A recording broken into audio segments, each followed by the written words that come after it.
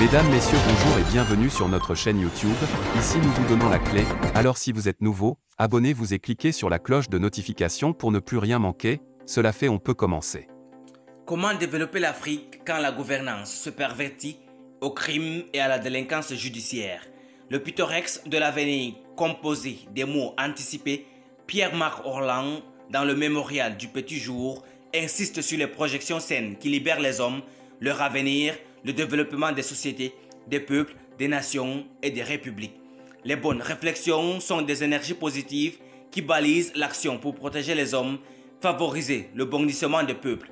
Toute la vie des grandes espérances se conçoit dans la dignité des figures de proue qui remorquent les sociétés pour construire l'horizon de puissance pour l'engagement responsable qui donne un fouet collectif aux valeurs qui célèbrent l'humain patron.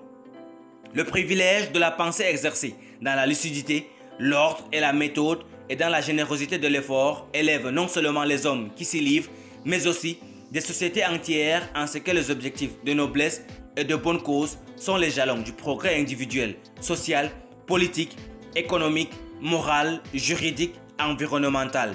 Il faut absolument donner un corpus à la pensée pour l'expérience féconde qui suit des rectificatifs pragmatiques dans l'action en marche pour faire le chemin de l'humanité.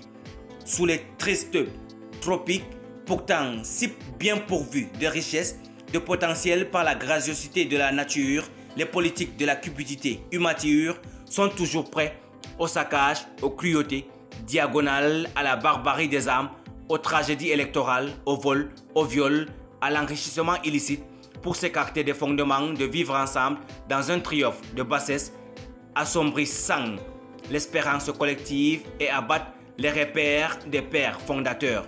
La gouvernance qui se passe de la sacralité, de la vie, de l'équité, de la justice et de la liberté se détourne des points cardinaux du progrès, du châssis, de la transcendance des peuples. Nous passons le plus clair du temps de gouvernance sur des vitiles de protection d'intérêts personnels qui font rouler la gestion des affaires publiques dans les immondices en privant nos peuples drastiquement des commodités primaires, de bien-être singulier et d'humanité. Comment tailler des institutions sur mesure pour protéger un chef aux caprices et fantaisies indigestes en espérant rendre service à la collectivité nationale? Est-il possible de penser l'Afrique en se passant des droits des peuples, de la justice, de la morale publique et du devoir d'exemplarité, les règnes des libertins politiques? La politique est un métier tout comme les autres. Il faut s'y former assidûment et avoir la touche particulière des arts pour répondre au service public. La science politique est une école de haut niveau qui prépare des prétendants à l'administration publique et à la gestion des pays. Les rois ont des précepteurs qui forment les princes à la compétence et à la bonne tenue des affaires de la cité. Pour exercer la politique, ce n'est pas du tout un coup de hasard. Il faut une probéduque pour acquérir des touches de compétences et des innovations qui satisfassent le bien-être des peuples et qui leur apportent la sécurité, la paix civile, le goût à la vie et la qualité du vivre ensemble.